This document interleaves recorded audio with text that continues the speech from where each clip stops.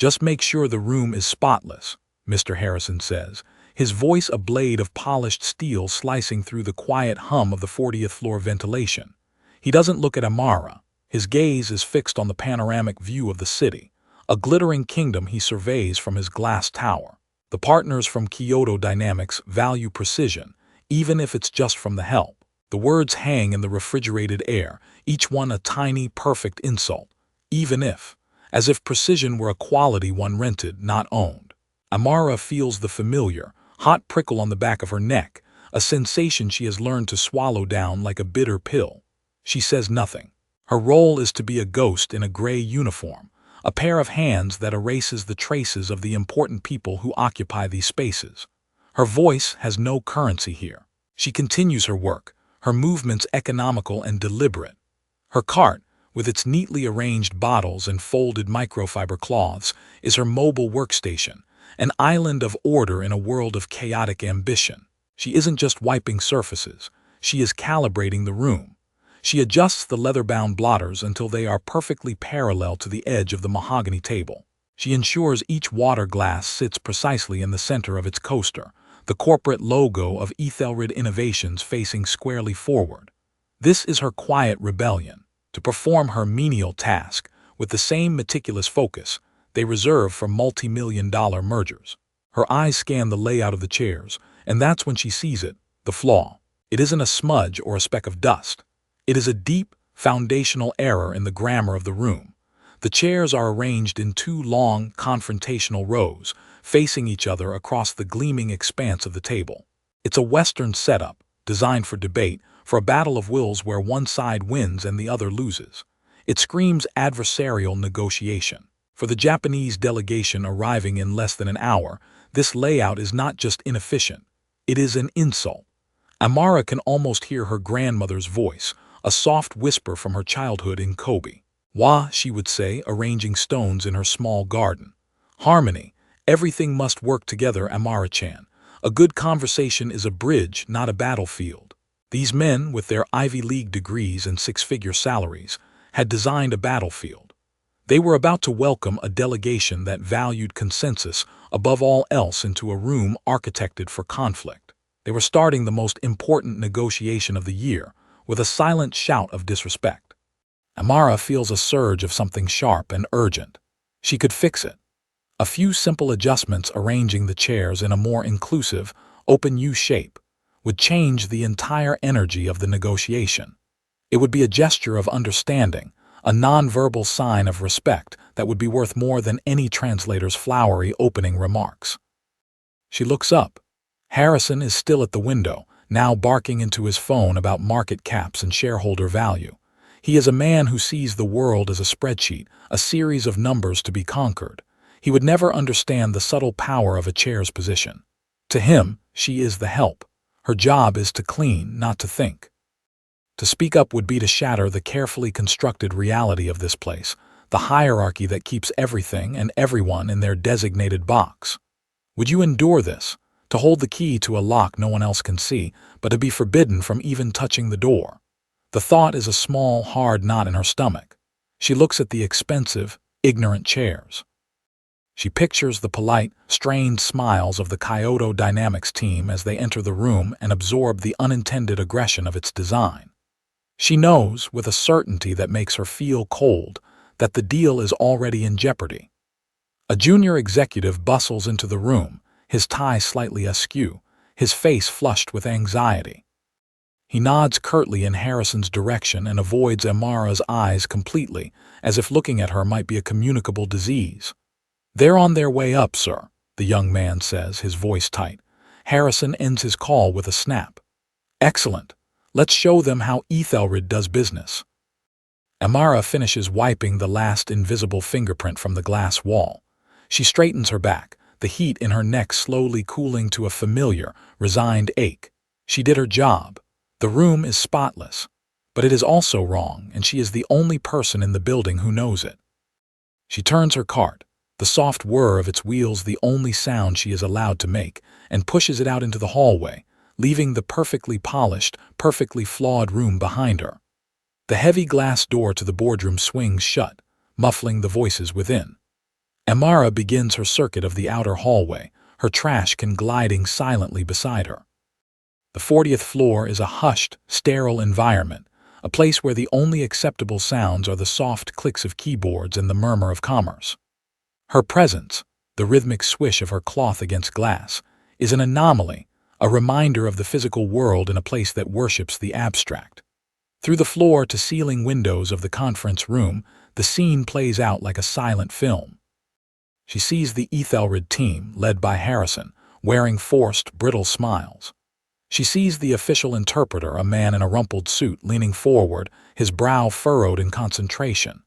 And she sees the Japanese delegation, a line of men in impeccably tailored dark suits, their faces polite, unreadable masks. But Amara can read what their faces conceal.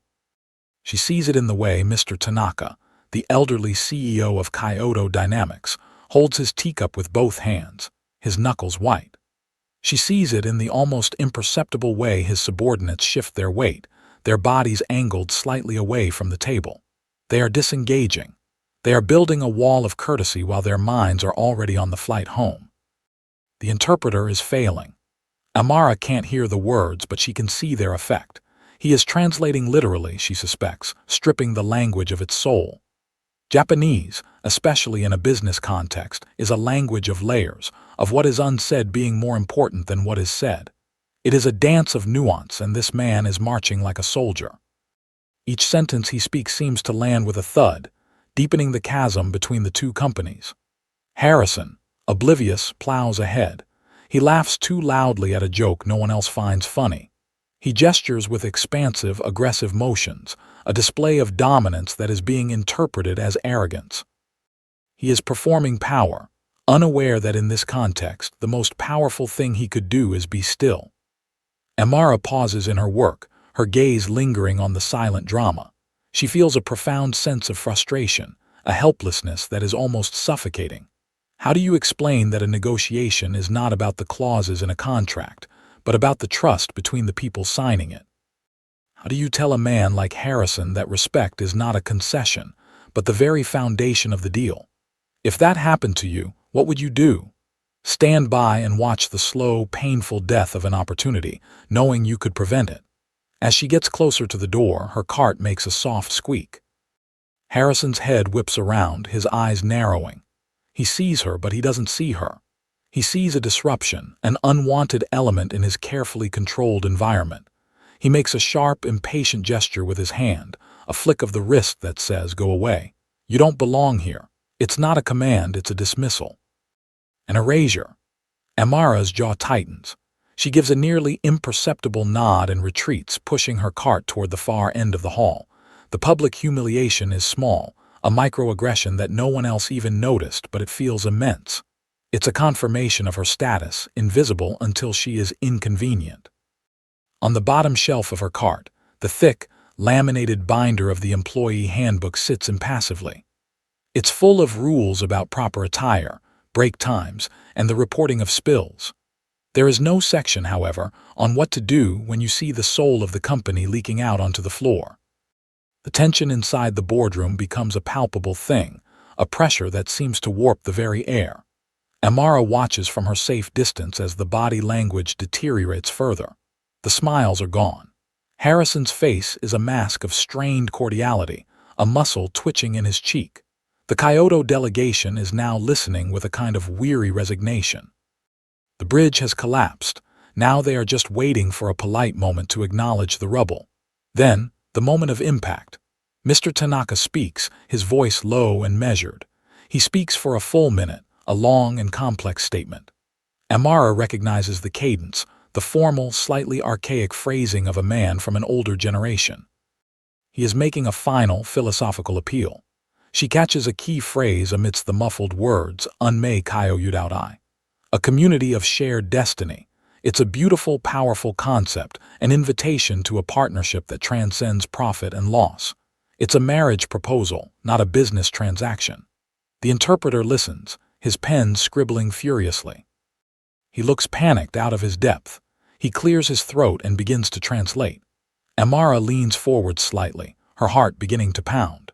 And so, the interpreter's voice filters through the glass, thin and reedy. Mr. Tanaka concludes that Kyoto Dynamics is prepared to move forward on the condition that we establish a framework for shared financial liabilities. The silence that follows is not empty.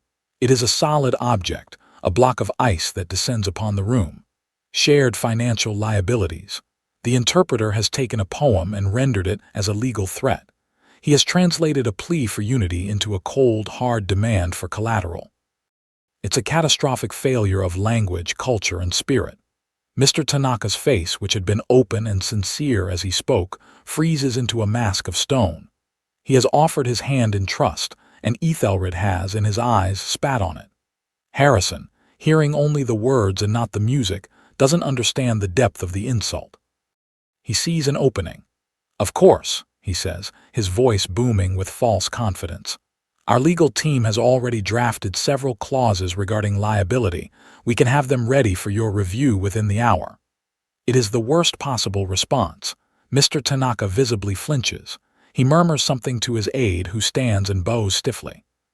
The deal is dead. It was just murdered in broad daylight, and Harrison is holding the weapon, a smug look on his face. Suddenly, the panic hits Harrison. He sees the stone in Mr. Tanaka's eyes. He sees the aides gathering their papers. The blood drains from his face. "Wait," he says, his voice cracking slightly. "Perhaps there's been a misunderstanding. But it's too late. The damage is done." Mr. Tanaka stands, and the rest of his delegation rises with him. The implicit message is clear. There is nothing left to discuss. "Let's take a 15-minute recess," Harrison announces, his voice strained. It's a desperate gambit to stop them from walking out the door. The Japanese delegation sits back down, not out of agreement, but out of a profound sense of propriety.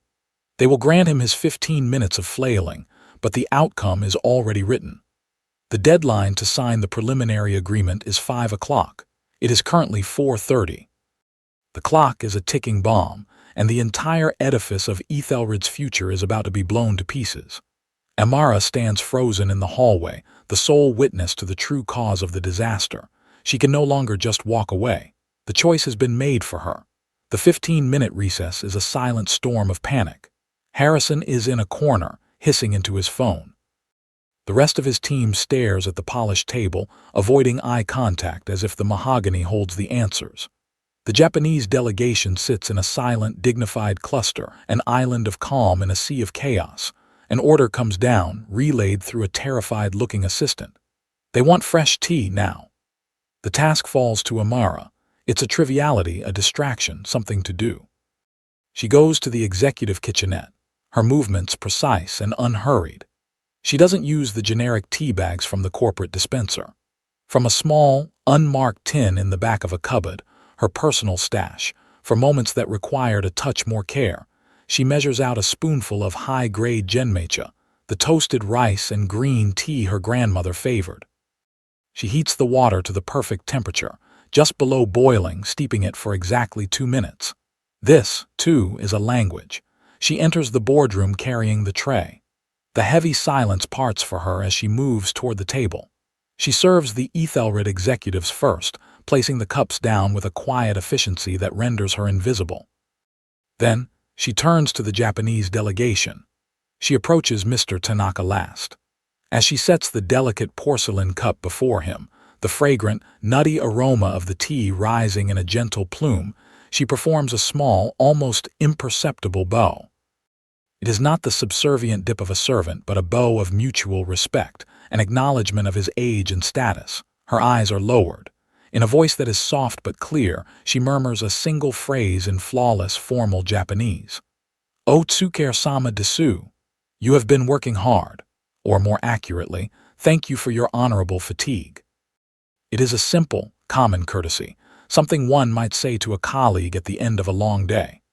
But in this room, so full of tension and misunderstanding, the phrase lands with the force of a revelation.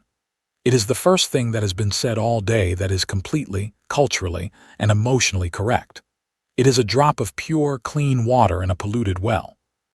Mr. Tanaka, who had been staring into the middle distance, his mind 1,000 miles away, visibly starts. His head lifts and his eyes, sharp and intelligent, focus on Amara for the very first time. He looks past the gray uniform, past the serving tray, and sees the woman holding it.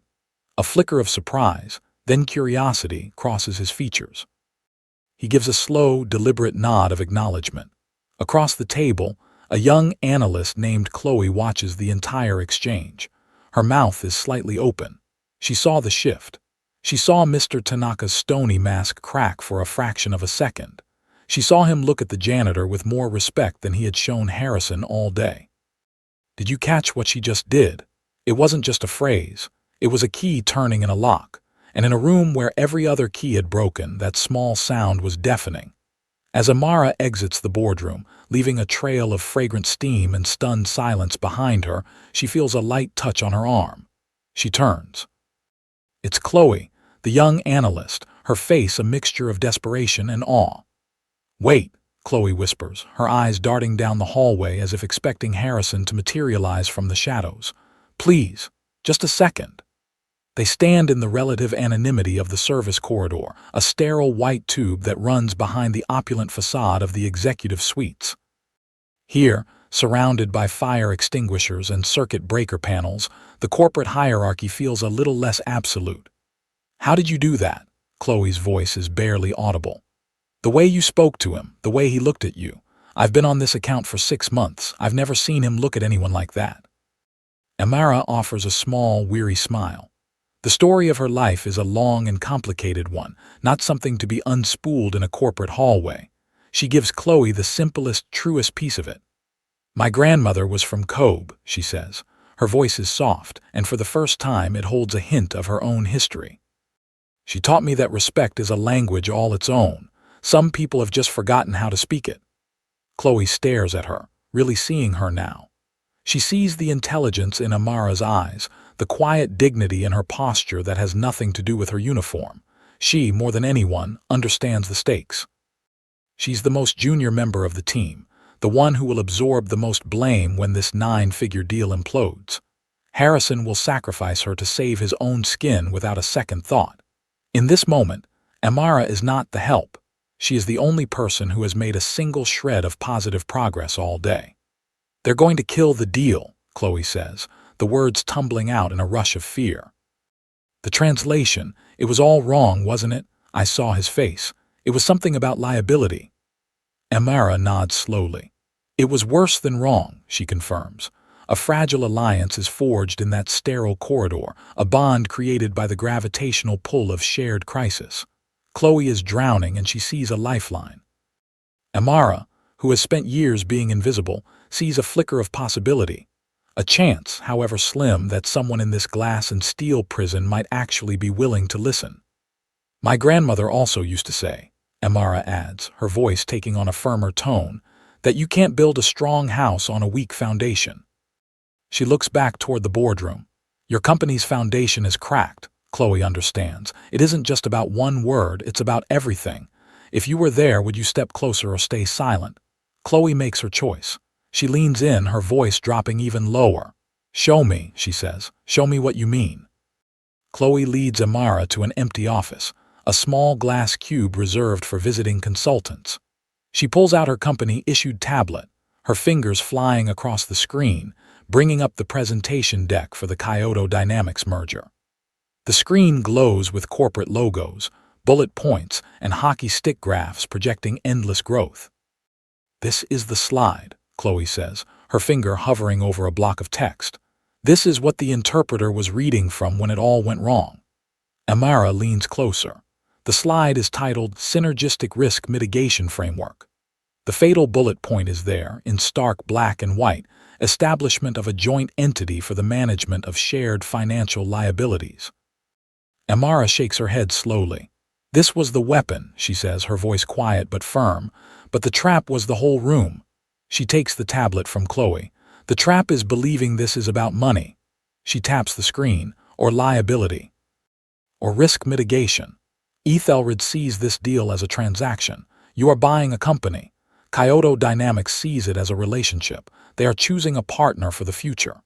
She explains what she heard, the phrase Mr. Tanaka used, "Unmei Kyo Yudautai." She unpacks the layers of meaning for Chloe. Unmei is fate, destiny. Kyo Yudautai is community. a body of people moving together. He was talking about a shared destiny. He was saying, let our fates be intertwined. It's a deeply philosophical, almost spiritual concept. And you replied with a clause about financial liability. Chloe's face pales as the full weight of the cultural chasm becomes clear. So the interpreter translated the words on your slide, Amara finishes for her. He did his job. The problem is that your company wrote the wrong words. You brought a legal document to a conversation about family. You tried to force a promise into the language of a contract. The trap wasn't a single phrase. It was the entire Western, adversarial, risk-averse framework that Ethelred had built its corporate culture on. The system itself was blind. It had no tools to understand a worldview based on mutual honor and long-term trust. It saw those things as weaknesses to be exploited, not strengths to be embraced. Have you seen a rule used like a weapon? Ethelred's entire rulebook, its playbook for negotiation, was a loaded gun pointed directly at the heart of the deal. We have to tell Harrison, Chloe says, a new urgency in her voice. Amara looks at her, a sad wisdom in her eyes. She knows what will happen. She knows the wall they are about to run into. She has spent a lifetime being turned away from walls like that. He will not listen to me, Amara says. It is not a guess. It is a statement of fact. And he will punish you for trying. The choice is stark. Comply and let the company collapse under the weight of its own ignorance, or resist and risk the little status and security Chloe has. Armed with a desperate, righteous clarity, Chloe marches toward Harrison's office. He's standing just outside, his back to her, speaking in low, furious tones to the company's lead counsel. Chloe waits, her hands clenched into fists at her sides. When he finishes the call, she steps forward.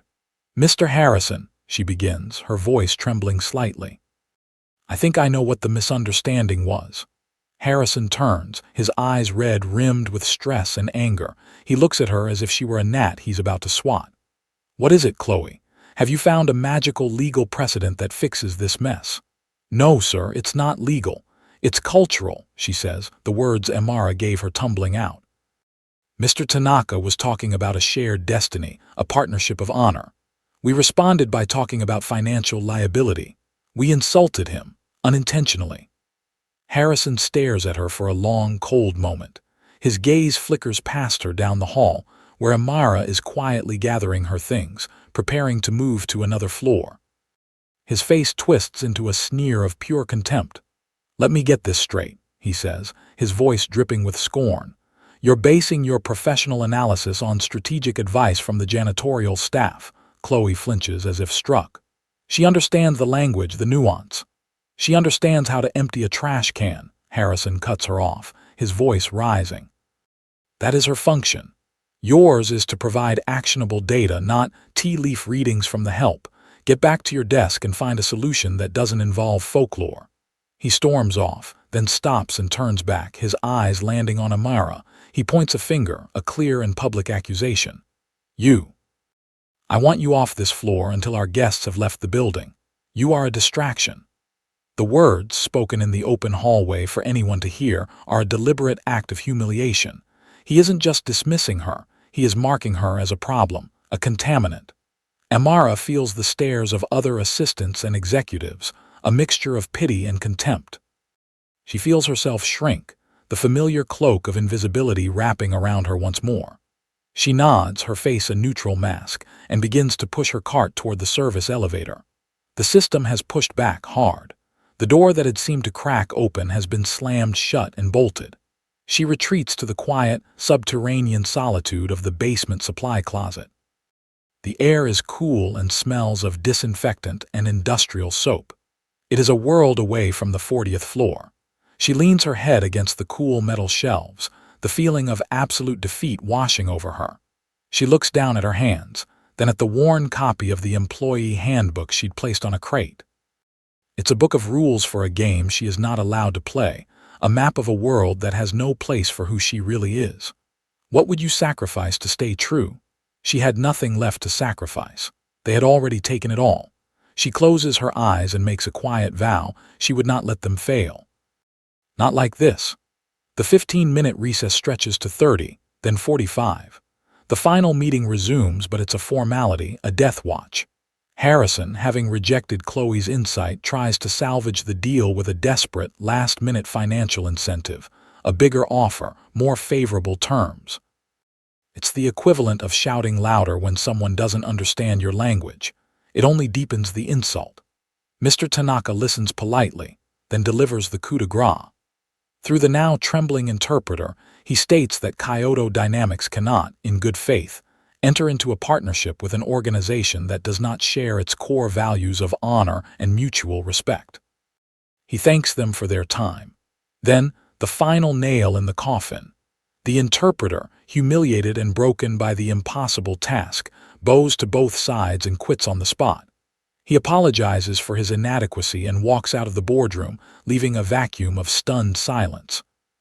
The Japanese delegation stands in unison. They bow, they turn to leave. This is it, the end.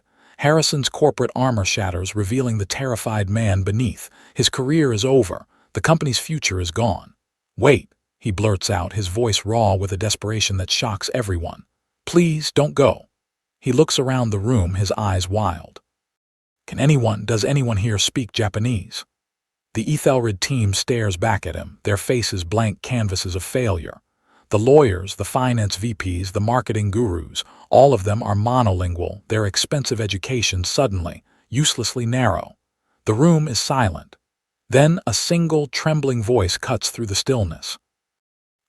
It's Chloe. She's standing near the door, her face pale but her eyes resolved. She points through the glass wall. All heads turn. They follow her finger down the long, empty hallway to the far end near the service elevator. There, just finishing her final tasks before leaving the floor as instructed, is Amara. Harrison stares, his mind struggling to process the absurdity. The janitor, the distraction, the woman he had publicly humiliated not an hour ago. He scoffs, a reflex of disbelief. But then he looks back at the impassive faces of the Japanese delegation, already halfway to the door. He looks at the abyss opening up at his feet. He has no other options. Every other door has closed. He strides to the door and yanks it open, the sound echoing in the silent hall. He doesn't call her name, he doesn't know it. You, he barks, his voice a ragged command born of pure desperation. Get in here, now. Amara moves from the shadows of the hallway into the stark, bright light of the boardroom. The silence is absolute, a physical weight in the air. 30 pairs of eyes, incredulous, scornful, desperate, are fixed on her gray uniform, her worn, sensible shoes, the quiet dignity of her posture. She is an alien creature in this habitat of wealth and power. She doesn't walk to the head of the table, to the empty podium. That is a place of authority she does not claim. Instead, she walks to a respectful position to the side, a place of humility and service. She turns, not to Harrison but to the Kyoto Dynamics delegation. And then she bows. It is not a simple nod. It is a deep, formal bow, a full 90 degrees from the waist, her back straight, her hands clasped before her. It is a gesture of profound apology and respect, a piece of old-world etiquette so pure and sincere that it cuts through the toxic atmosphere like a surgeon's scalpel. When she rises, she begins to speak. Her voice, unheard until now, fills the room. It is not loud, but it is clear, calm, and resonant. And it is in flawless, formal Japanese. She speaks the keigo of the boardroom and the imperial court, a language of intricate politeness and deep respect that the hired interpreter could never have mastered. She doesn't talk about contracts or clauses. She doesn't mention liabilities or mitigation frameworks. She looks at Mr. Tanaka and begins with a simple story about her grandmother's cherry blossom tree in Kobe, how it took 50 years of patient care before it reached its full, breathtaking bloom. She speaks of the shared value of building something beautiful that will last for generations, something that children and grandchildren can stand under with pride. She reframes the entire negotiation. It is not a merger of assets, she explains, but the planting of a new garden. Ethelred, she implies without saying, has brought the legal documents and the architectural plans, but they had forgotten to bring the patience and respect for the soil itself. She apologizes on behalf of the ignorant but well-intentioned gardeners for their clumsiness. Did you feel that shift? The energy in the room doesn't just change, it inverts.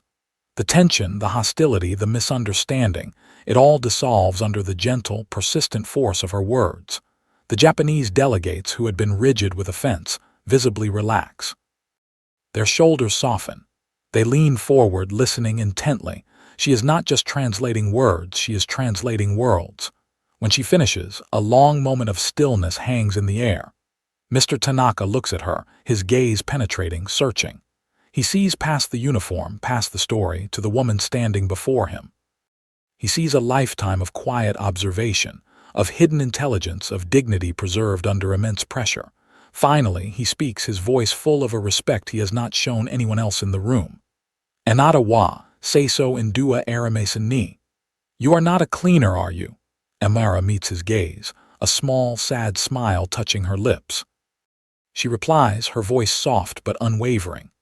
"Watashi wa seiso in desu, demo sobo no meigo demo aramasu." "I am, but I am also my grandmother's granddaughter." Mr. Tanaka nods slowly. He turns to his aide and murmurs a single word. The aide pulls out the unsigned contract and a pen. The deal is back from the dead. And the room, which once saw a janitor, now sees the most powerful person within its walls. The deal is signed. The handshakes are exchanged. The polite bows are returned. The Kyoto Dynamics delegation leaves, not with the cold formality of before, but with genuine warmth directed at one person, Amara. Mr. Tanaka pauses as he passes her, giving her a deep, meaningful bow of his own, a gesture that leaves Harrison and the entire Ethelred team speechless. The following morning, a formal summons arrives for Amara. Not a request from housekeeping, but an email from the office of the chief operating officer. She is to report to the 40th floor at 900 a.m. sharp. She arrives in her standard gray uniform. It is a deliberate choice. She finds Harrison waiting for her in his penthouse office, the same room from which he had surveyed his kingdom just 24 hours earlier. The arrogance is gone, replaced by a stunned, unnerving deference. The power dynamic has been irrevocably altered. On his polished desk are two items. One is a check. Amara glances at it. The number of zeros is staggering, more money than her family has seen in 3 generations. The other is a leather-bound folder containing a contract. "That's a bonus," Harrison says, his voice hoarse, "for services rendered, a thank you from the board." He pushes the folder forward. "And this is a job offer. We've created a new position, Vice President of International Diplomacy. It's yours. Corner office, executive salary, company car, whatever you want." It is the ultimate prize in the corporate game. It is the victory everyone in the building strives for: money, status, and power. It is the storybook ending. The humble janitor becomes the powerful executive. The room waits for her to weep with gratitude, to sign the papers, to complete the fairy tale. Amara looks at the check. She looks at the contract. Then she looks at Harrison, the man who just yesterday could not see her, could not hear her, and had cast her out as a distraction. She sees the transaction for what it is, a desperate attempt to buy her, to own the magic she performed, to absorb her into the very system that had tried to crush her. They want to give her a title so they can control her narrative. She pushes both the check and the folder back across the desk.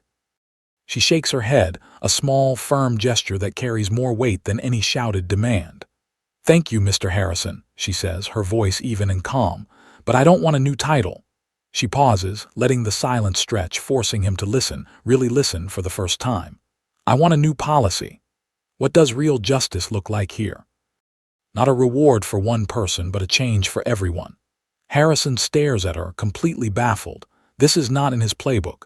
He has offered her the world and she has handed it back, asking for something he cannot comprehend: systemic change. Harrison leans back in his chair, his face a mask of confusion. "A policy." He repeats, as if the word itself is foreign. "What are you talking about?" "Ethelred doesn't have a language problem, Mr. Harrison," Amara explains, her voice steady and clear. "It has a visibility problem. You almost lost this company because you couldn't see the talent that was already in the room. You were looking for a key, and you didn't think to ask the woman holding the mop if she had one." She lays out her vision with the same calm precision she uses to clean a room. She doesn't want a promotion for herself. She wants a pathway for everyone else. "I want you to create the Ethelred Arcana Initiative." she says, giving it a name on the spot. Arcana, as in secrets, hidden knowledge. She describes a new, voluntary, and completely confidential database. Every single employee in the company, from the mailroom clerk to the security guard to the cafeteria worker, would be invited to list their hidden skills. Not the skills on their official resume, but the ones the company has never bothered to ask about: language fluency, degrees from foreign universities, certifications in coding, past careers in engineering or law or logistics, expertise in cultural etiquette. And then, she continues, delivering the most crucial part of her proposal, you will write a new mandatory corporate policy. Policy 1.1.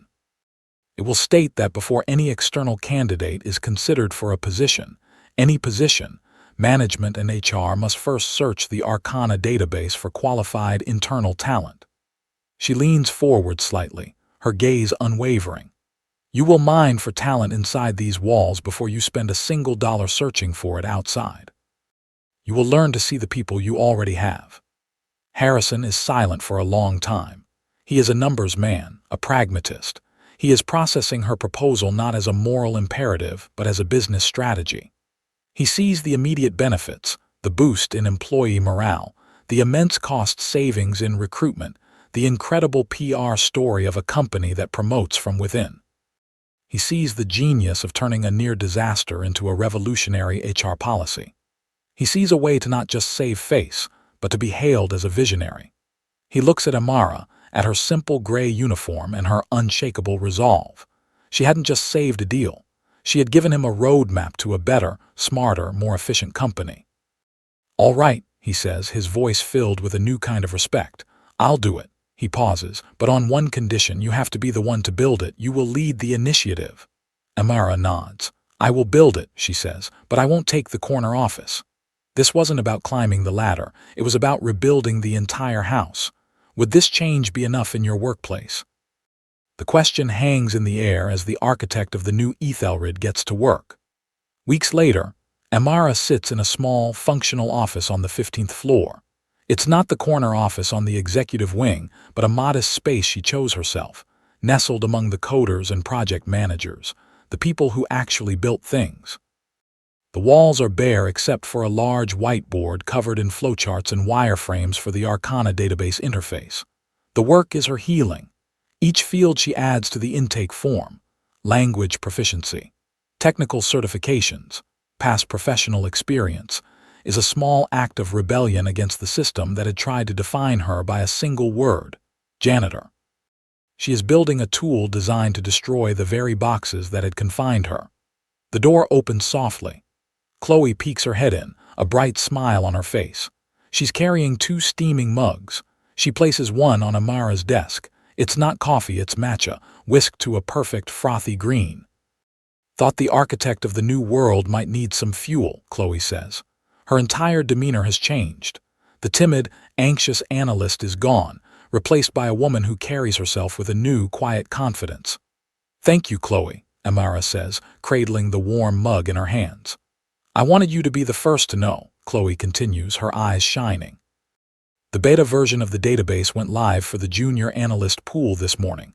I was the first official entry. Amara looks at her, intrigued. Oh. Yep, Chloe says proudly. I listed my fluency in Farsi, my mother is from Tehran, and my certification in advanced project management that I got on my own time last year. She grins.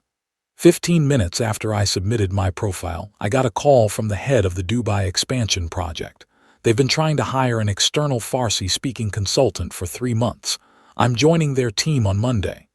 It's a quiet moment, but for Amara, it is the loudest victory she could have imagined. The system was working. The policy was not just a piece of paper. It was a real tool, already changing real lives. It was a testament to the fact that her fight had not just been for herself. That's wonderful news, Chloe, Amara says, her voice thick with emotion. Whose voice helped you heal when no one clapped? For Amara, it was Chloe's. In that small office, over a cup of green tea, the shame that had been her constant companion for years finally began to recede. The identity she had kept hidden, the heritage that was a source of both pride and pain, was now the very thing empowering others. She was no longer just her grandmother's granddaughter in secret. She was building a company where everyone was encouraged to be all of who they were. She was reclaiming not just her own definition, but the definition of value for everyone. The launch of the theDeal Arcana initiative is the centerpiece of the company's quarterly town hall meeting. The auditorium is packed. The mood is electric with anticipation and rumor. Everyone knows the story of the theDeal, whispered in hallways and over instant messenger, where it has already become a corporate legend. When Mr. Harrison takes the stage, he is a different man. The arrogant, swaggering COO is gone. In his place is a more thoughtful, humbled leader. He doesn't start with financials or projections. He starts with a story. For years, I believed our greatest assets were our patents, our properties, our market position, he begins, his voice steady, his gaze sweeping across the entire audience, from the front row executives to the back row maintenance staff who have been invited to attend. I was wrong. Our greatest assets are and have always been the people within these walls, and the tragedy is we didn't even know who they were. He tells the story of the theDeal, but he tells it with a new, brutal honesty. He doesn't paint himself as a hero. He describes his own blindness, his own arrogance, his own failure to listen. And then he talks about Amara. He asks her to stand. A spotlight finds her, sitting in the middle of the crowd in her simple gray uniform. A murmur goes through the auditorium. But Harrison doesn't call her a hero. He doesn't create a spectacle. He avoids the savior trope entirely. Recognition done right, agree. He gives her something more meaningful than praise. He gives her credit as a strategist. Amara didn't just save a deal for us, he says, his voice ringing with a sincerity that no one can doubt. She did something far more important. She exposed a fundamental flaw in our own system, in our own thinking. She saw a crack in our foundation that no one else could see, and she had the vision and the courage to show us how to fix it. He gestures to the large screen behind him, where the logo for the Arcana initiative now glows. This new program was not my idea. It was not developed by a high-priced consulting firm. It was designed and built by Amara. She is its architect. She didn't just step in to solve a single problem. She created a system to ensure we solve our own problems better forever. He looks directly at Amara. She was offered a promotion, a corner office. She turned it down. She told me she didn't want a new title, she wanted a new policy. She chose to lift everyone up instead of just climbing the ladder herself. The applause starts, not as a polite obligation, but as a genuine, rolling wave of appreciation. It is for her competence, her integrity, her quiet revolution. A door has opened not just for her, but for everyone in the room who ever felt unseen. Months pass. The Arcana initiative is no longer a beta program. It is a fundamental part of theDeal's corporate DNA. The stories have become legendary. The security guard with a law degree from Nigeria, who now works in the legal department. The cafeteria worker who is a certified accountant and now helps the CFO team during tax season. The company is discovering treasure in its own backyard. One afternoon, the new revised employee handbook is distributed. It's a small thing, a routine corporate update, but for Amara, it is the final, tangible proof of her victory. She sits at her desk and opens the thick, laminated binder, the very same object that had once sat on her cart as a symbol of her oppression and invisibility. The cover is the same sterile blue. The font is the same bland corporate sans serif. But when she turns to the first page past the CEO welcome letter, everything is different. There on page 1 is a new section, Corporate Policy 1.1, the Arcana Initiative. It details the program's philosophy and mandatory implementation. It outlines the process for searching the database, the commitment to internal mobility, the promise to see employees as whole people, not just job descriptions. It is the codification of her revolution. And beneath the formal text, centered on the page in simple, elegant italics, is a single quote, attributed not to a famous business guru or ancient philosopher, but simply to theDeal's core values. Value is not determined by the role you hold, but by the potential you carry. Amara runs her fingers over the words.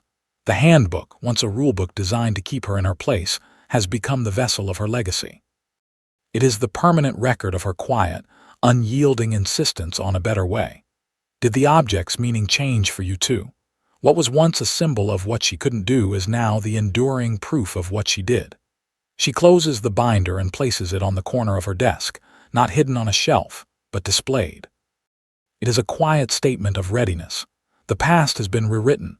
Now she is ready for the future. A year later, Amara walks the halls of theDeal Innovations.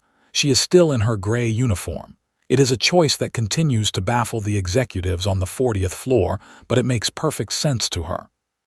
It is her reminder of where she came from and a symbol to everyone else that a person's worth is not contained in their clothes. She is no longer invisible. As she walks, people greet her, not with the deference they show Harrison, but with a unique kind of respect, a nod, a quiet smile, a shared look of understanding. She is not a boss, she is an anchor. She passes a young man working intently at a standing desk, lines of code scrolling rapidly up his screen. He was a security guard on the night shift a year ago. He had a computer science degree he earned online, but had assumed no one would ever take seriously. He was one of the first beneficiaries of the Arcana initiative. He now works as a junior programmer on the company's flagship app. He looks up as she passes. He doesn't say anything, but he gives her a nod, a gesture of profound, unspoken gratitude.